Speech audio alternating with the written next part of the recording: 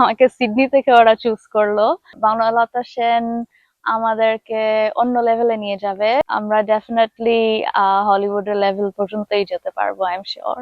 না, কবিতা শোনাতে পারবো না। খায়রুল বাশারকে কবিতা শোনাতে গিয়েছিলাম, সেটা নিয়ে আমাকে এখনো টিজ করে। অনেক খটোমটো কবিতা। আমার লাস্ট ফিল্ম অ্যাকচুয়ালি যেটা করেছিলাম হিন্দি বিন্দি, যেটা অস্ট্রেলিয়ান বলিউড ফিল্ম ছিল। ইয়েস, অস্ট্রেলিয়ায় বাঙালি সিনেমার অডিয়েন্স অনেক আছে। ফিউচারেও অফকোর্স আমি মিডিয়ার কাজ চালায় যাব। বনলতা সেনের মতো ডিফারেন্ট কাজ করতে চাই। জীবনানন্দ দাশের ফার্স্ট লাভ ছিল। অনেক আগের যুগে অনেক ব্ল্যাক এন্ড হোয়াইট ফিল্মস দেখেছি।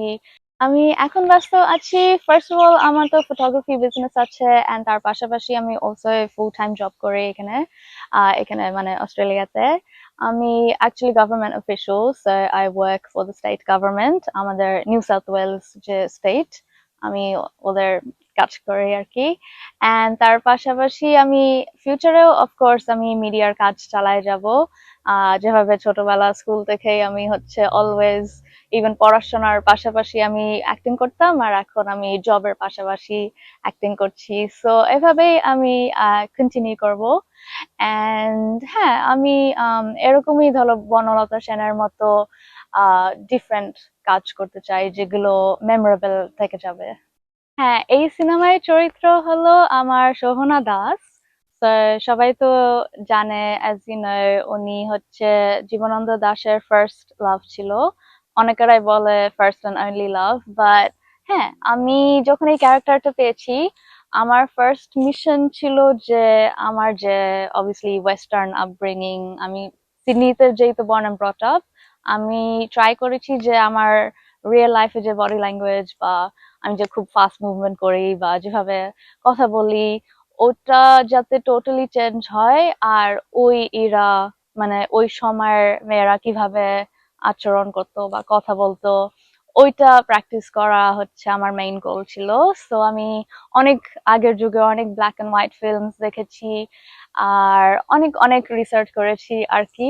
আমি খুবই ডেডিকেটেড ছিলাম আর কি, বিকজ ফার্স্ট অফ অল আমি তো খুবই শকড ছিলাম যে আমাকে সিডনি থেকে ওরা চুজ করলো এই ক্যারেক্টার প্লে করার জন্য। সো যেহেতু এরকম একটা অপরচুনিটি পেয়েছি, আর যেহেতু জীবনানন্দ দাশের এত বড় একটা ফ্যান বেস, সো আমি অফকোর্স ওদেরকে ডিসঅ্যাপয়েন্টেড করতে চাইনি। সো অনেক অনেক টাইম স্পেন্ড করেছি।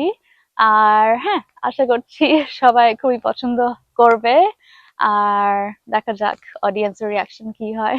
দেশের সিনেমার উন্নয়ন, so first of all I do believe যে বনলতা সেন আমাদেরকে অন্য লেভেলে নিয়ে যাবে। অলরেডি আমার অস্ট্রেলিয়াতে অনেক কলিগস এন্ড অনেক ফ্রেন্ডস, ওরা খুবই এক্সাইটেড এই ফিল্ম কবে সিডনিতে আসবে। And I am sure when they see it, like আমি শিওর ওরা যখন এই মুভিটা দেখবে, ওরা জাস্ট অনেক সারপ্রাইজড হবে যে ওয়াও, ওকে, সো বাংলাদেশেও এরকম সিনেম্যাটিক ফিল্ম বানানো হচ্ছে। সো হ্যাঁ, এরকমই one by one I think আমরা এগিয়ে যাব। আমি খুবই পজিটিভ যে এটা ভালো দিকেই যাবে, স্লোলি, আস্তে আস্তে, বাট আমরা ডেফিনেটলি হলিউডের লেভেল পর্যন্তই যেতে পারবো, আই এম শিওর।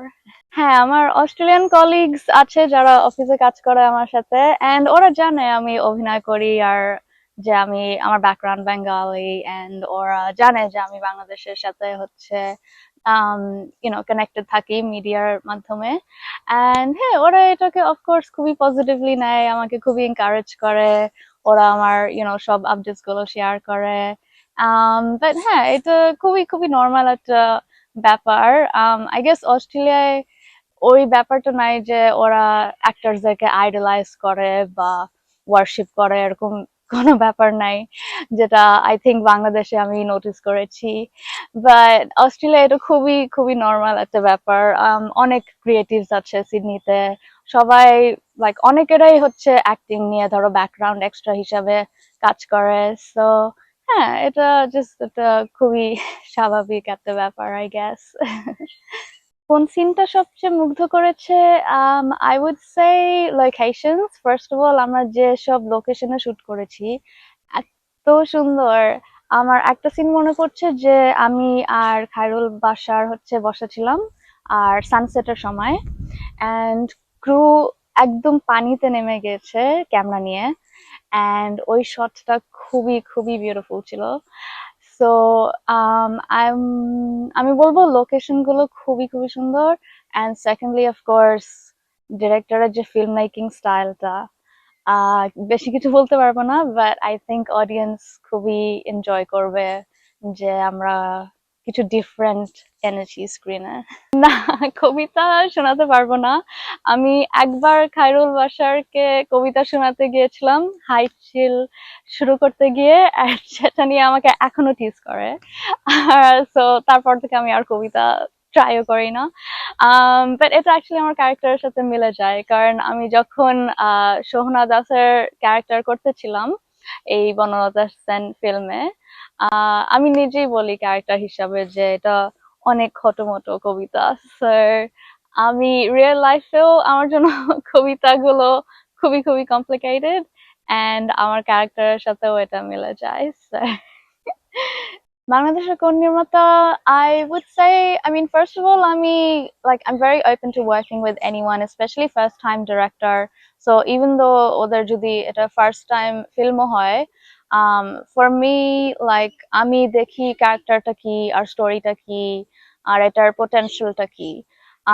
সো আমার জন্য ওরকম না যে একদম টপ লেভেল ফেমাস ডিরেক্টর হতে হবে যার লম্বা ফিল্মোগ্রাফি আছে, এরকম কিছু না। আমার লাস্ট ফিল্ম অ্যাকচুয়ালি যেটা করেছিলাম হিন্দি বিন্দি, যেটা অস্ট্রেলিয়ান বলিউড ফিল্ম ছিল, উনি কিন্তু এটা ওনার ফার্স্ট ফিল্ম ছিল, অ্যান্ড আই থিঙ্ক উনি, আমি দেখেছি এত কেয়ারফুলি ফিল্মটা বানাচ্ছে, because of course first film, it's like first child, like নিজের বাচ্চার মতো খুবই কেয়ারফুলি ফিল্মটা বানাইছে। সো ইয়া, আমার জন্য আই গেস ড্রিম ডিরেক্টর আমি আবার বলবো মাসুদ হাসান উজ্জ্বল। উনি নেক্সট ফিল্ম করলে আমি রেডি এনি টাইম, বিকজ ওনার সাথে স্পেশালি ওনার টিম রেড অক্টোবর, ওদের পুরো টিমের সাথে কাজ করে আমার এত ভালো পজিটিভ এক্সপিরিয়েন্স ছিল। সো আমি ওদের সাথে কাজ করার জন্য খুবই আগ্রহী। ইয়েস, অস্ট্রেলিয়ায় বাঙালি সিনেমার অডিয়েন্স অনেক আছে। there's a huge potential, I think, Bangladeshi যদি ডিরেক্টররা আরো কাজ করতে চায় অস্ট্রেলিয়ায়, অনেক বড় একটা মার্কেট আছে, বিকজ ফার্স্ট অফ অল সিডনিতে অনেক বাংলাদেশি সিনেমায় আনা হয়, প্রিটি মাচ যাই বের হয় ওগুলোই হচ্ছে আনা হয় সিডনিতে, অ্যান্ড অলওয়েজ হল ফুল থাকে। সো অনেক there's a huge audience in Australia, and ওরা রেডি আছে বাংলাদেশি সিনেমা দেখার জন্য। আমি অনেক এনজয় করেছি আপনাদের সাথে কথা বলতে, আর ফাইনালি সবাইকে ঈদ মুবারক জানাচ্ছি। আশা করছি বনলতা সেন আপনারা খুবই এনজয় করবেন, অ্যান্ড হলে দেখা হবে।